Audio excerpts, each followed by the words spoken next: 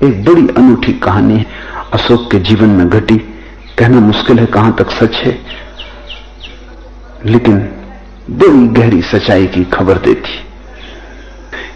एक संध्या, वर्षा के दिन है, पाटलिपुत्र में, पटना में अशोक गंगा के किनारे खड़ा है। भयंकर बाढ़ आई है गंगा में, सीमाएं तोड़ के गंगा बह रही है। बड़ा विराट उसका रूप है, भयंकर तांडव करता उसका रूप है। न मालूम कितने गांव बहा ले गई, न मालूम कितने खेतों को विनष्ट कर दिया, कितने पशु पक्षी बहते चले जा रहे हैं। अशोक खड़ा है अपने आमात्यों, अपने मंत्रियों के साथ, और उसने कहा कि क्या यह संभव है, क्या कोई ऐसा उपाय है कि गंगा उल्टी बह सके। ऐसा अचानक उसको ख्याल उठा है कि क्या कोई रास्ता है कि गंगा उल्टी बह सके स्रोत की तरफ। आमात्यों ने कहा असंभव, और अगर चेष्टा भी की जाए तो अति कठिन है। एक वेश्या भी अशोक के साथ गंगा के किनारे आ गई। वो नगर की सबसे बड़ी वेश्या है। उन दिनों में वेश्याएं भी बड़ी सम्मानित होती थी। वो नगर वधू है। उस वेश्या का नाम था बिंदुमती। वो हंसने लगी और उसने कहा कि अगर आप आज्ञा दें तो मैं इसे उल्टा बहा सकती हूं। अशोक चौंका। उसने कहा कि क्या ढंग है, क्या मार्ग है उसको उल्टा बहाने का, तेरे पास ऐसी कौन सी कला है।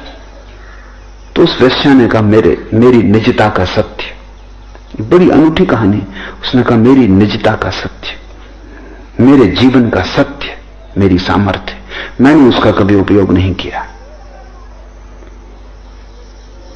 बड़ी ऊर्जा मेरे जीवन की सत्य की मेरे भीतर पड़ी। अगर आप कहें तो ये गंगा उल्टी बहेगी, मेरे कहने से बहेगी, इसका मुझे पक्का भरोसा है, क्योंकि मैं अपने सत्य से कभी भी नहीं टिकी। सम्राट को भरोसा ना आया, पर उसने कहा देखें। वेश्या ने आंखें बंद की और कहानी कहती है कि गंगा उल्टी बहने लगी। सम्राट तो चरणों पे गिर पड़ा वेश्या के, और उसने कहा बिंदुमती, हमें तो कभी पता ही नहीं चला कि तू वेश्या के अतिरिक्त भी कुछ और है। ये राज, ये रहस्य तूने कहां सीखा? ये तो बड़े सिद्ध पुरुष भी नहीं कर सकते। वेश्या ने कहा मुझे सिद्ध पुरुषों का कोई पता नहीं, मैं तो सिर्फ एक सिद्ध वेश्या हूं, वही मेरे जीवन का सत्य है। क्या है तेरे जीवन का सत्य, तू खोल कर कह। अशोक ने कहा। उसने कहा मेरे जीवन का सत्य इतना है कि मैं जानती हूं वैश्या होना ही मेरे जीवन की शैली, वही मेरी नियति। अन्यथा मैंने कभी कुछ और होना नहीं चाहा, अन्यथा की चाह ही मैंने नहीं कभी अपने भीतर आने दी। मैं समग्र हूं, मैं सिर से लेकर पैर तक वैश्या हूं, मेरा रोआ रोआ वैश्या है, और मैंने वैश्या के धर्म से कभी अपने को च्युत नहीं किया। अशोक ने पूछा क्या है वैश्या का धर्म? पागल, मैंने कभी सुना नहीं कि वैश्या का भी कोई धर्म होता है। हम तो वैश्या को अधार्मिक समझते, और यही मैं मानता था कि तू कितनी ही सुंदर हो, लेकिन तेरे भीतर एक गहरी कुरूपता है, क्योंकि तू शरीर को बेच रही है, सौंदर्य को बेच रही है। इससे क्षुद्र तो कोई व्यवसाय नहीं। वैश्याने का व्यवसाय क्षुद्र और बड़े नहीं होते, व्यवसायी पर सब निर्भर करता है। मेरे जीवन का सत्य यह है कि मेरे गुरु ने जिसने मुझे वैश्या होने की शिक्षा और दीक्षा दी, उसने मुझे कहा कि एक भर सूत्र को संभाले रखना तो तेरा मोक्ष कभी तुझसे छिन नहीं सकता। और वो सूत्र यह है कि चाहे धनी आए, चाहे गरीब आए, चाहे शूद्र आए, चाहे ब्राह्मण आए, चाहे सुंदर पुरुष आए, चाहे कुरूप पुरुष आए, चाहे जवान, चाहे बूढ़ा, कोई आए, रुग्ण आए, जो भी तुझे पैसा दे, तू पैसे पर ध्यान रखना और व्यक्तियों के साथ समान व्यवहार करना। न तो तू कोढ़ी को, रोगी को घृणा करना, न सुंदर को प्रेम करना, वो वैश्या का काम नहीं। तू तटस्थ रहना, तेरा काम है पैसा ले लेना, बस बात खत्म हो गई। तेरा ध्यान पैसे पर रहे। ब्राह्मण आए तो तू अतिशय भाव से उसके पैर मत छूना, और शूद्र आए तो तू उसे इंकार मत करना। तेरा काम है पैसा, वैश्या का ध्यान पैसा पर, बाकी कोई भी आए तो संभाव रखना। वही तेरा सम्यक्त्व है, वही तेरा सत्य है, और मैंने उसे संभाला है। मैंने न तो कभी किसी के प्रति प्रेम किया, लगाव दिखाया, आसक्ति बनाई, मोह किया, नहीं। न मैंने कभी किसी को घृणा की, जुगुप्सा की, नहीं। मैं दूर तटस्थ खड़ी रही हूं। तब तो वैश्या भी संन्यास्त हो जाती। कृष्ण ठीक कहते हैं, स्वधर्मे निधनम श्रेया। वो अर्जुन को यही समझा रहे हैं कि तू ठीक से पहचान ले तेरा स्वधर्म क्या है। अगर तू कहता है सन्यासी होना तेरा स्वधर्म, अगर तू मानता है, समझता है कि सन्यासी होना तेरा स्वधर्म, तू जा। लेकिन आज तक तुझमें सन्यास की कोई झलक दिखाई नहीं पड़ी।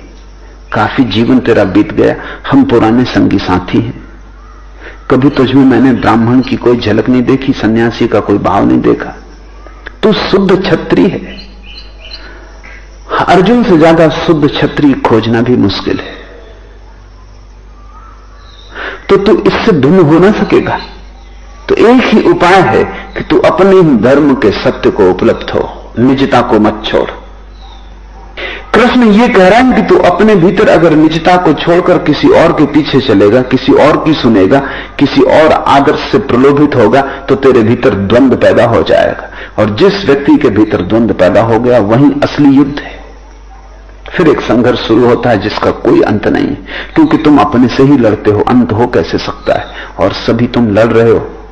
कोई क्रोध से लड़ रहा है, कोई काम से लड़ रहा है, कोई लोभ से लड़ रहा है। लोभ भी तुम्हारा है, क्रोध भी तुम्हारा है, लड़ने वाले भी तुम हो। करोगे क्या? तुम अपने को ही बांट लोगे दो हिस्सों में और अपने से ही लड़ोगे। कोई जीत सकता है? जीत संभव है, तुम व्यर्थ ही खो जाओगे। अपने को स्वीकार कर लो, स्वधर्मे निधनम श्रेया। अपने को परिपूर्ण भाव से स्वीकार कर लो। तुम जो हो उससे अन्यथा होने का उपाय नहीं। मैं ये नहीं कह रहा हूं कि तुम्हारे जीवन में क्रांति ना होगी। जिस दिन तुम स्वीकार कर लोगे कि तुम जो हो उससे अन्यथा होने का उपाय नहीं, तुम्हें तुम्हारे धर्म का सत्य उपलब्ध हो जाएगा। गंगा को तुम उल्टी बहा सकते हो। बड़ी ऊर्जा है तुम में, अगर तुम अखंड हो। वो वैश्या अखंड रही होगी और उसने बड़े निष्णात कुशलता से सम्यत्व को साध लिया था। वैश्या का सवाल नहीं, न सन्यासी होने का सवाल है, क्योंकि यह हो सकता है सन्यासी जंगल में बैठा हो और वैश्या का विचार करे, तब उसके भीतर द्वंद्व है, संघर्ष है, कुरुक्षेत्र है। और वैश्या वैश्यालय में बैठी हो और सन्यास की धारणा करे, उसके भीतर भी द्वंद्व है। तुम जहां हो वहां पूरे रहो। तुम्हारी समग्रता ही तुम्हें मोक्ष की तरफ ले जाएगी, मुक्ति की तरफ ले जाएगी। और बड़ी अनूठी बात यह कि जिस दिन तुम अपने को परिपूर्ण स्वीकार कर लेते हो, उसी दिन तुम्हारे भीतर क्रांति शुरू हो जाती। जिसने स्वीकार कर लिया अपने क्रोध को, उसके स्वीकार में ही अतिक्रमण है। वो क्रोध से ऊपर उठ गया, वो क्रोध के पार हो गया। उस स्वीकार में ही वो अलग हो गया, साक्षी हो गया। वो वैश्या अपने वैश्यापन को स्वीकार करके साक्षी हो गई, अलग हो गई, भिन्न हो गई। अब सब खेल रह गया, लीला रह गई। इसलिए तो कोढ़ी आए, स्वस्थ आए, बीमार आए, युवा आए, बूढ़ा आए, कोई अंतर न रहा। सब खेल हो गया, सब नाटक हो गया। वैश्या दूर खड़ी हो गई। अर्जुन को कृष्ण यही कह रहे हैं कि तू बीच में मत आ, दूर खड़ा हो जा। तटस्थ भाव से, फलाकांक्षा शून्य, अनासक्त जो तेरी निजता है उसको प्रकट होने दे। इस क्षण से भाग मत और अपने से भाग मत। अपने से कोई कहीं भाग नहीं पाया कभी। कहां जाओगे भागकर अपने से? जहां जाओगे तुम तो तुम ही रहोगे। जिसने अपने को समग्र रूप में स्वीकार कर लिया, इसे लाओसे ने तथाता कहा है, उसके जीवन में परितोष आ जाता है, संतोष बरस जाता है। उसी संतोष में क्रांति घटित हो। तुम जरा कोशिश करके देखो, लड़के तो तुमने बहुत कोशिश करके देख ली जन्मों जन्मों से, पिछले जन्म तुम्हें याद भी ना हो तो इस जन्म में भी तुमने लड़के कोशिश कर ली। तुम एक साल भर के लिए मेरी मान लो कि तुम लड़ो मत, तुम अपनी निजता में बहो, संसार कुछ भी कहे, लोग कितना ही समझाएं कि तुम्हें बुद्ध होना है, महावीर होना है, राम होना है, कृष्ण होना है, तुम किसी की मत सुनना, क्योंकि तुम्हें तुम ही होना है, न राम होना है, न बुद्ध होना, न कृष्ण होना, वो सब विजातीय ही तुम्हारे लिए। तुम चेष्टा करके राम अगर हो भी गए तो झूठे रामलीला के राम हो पाओगे, उसका कोई मूल्य नहीं, दो कौड़ी भी मूल्य नहीं है।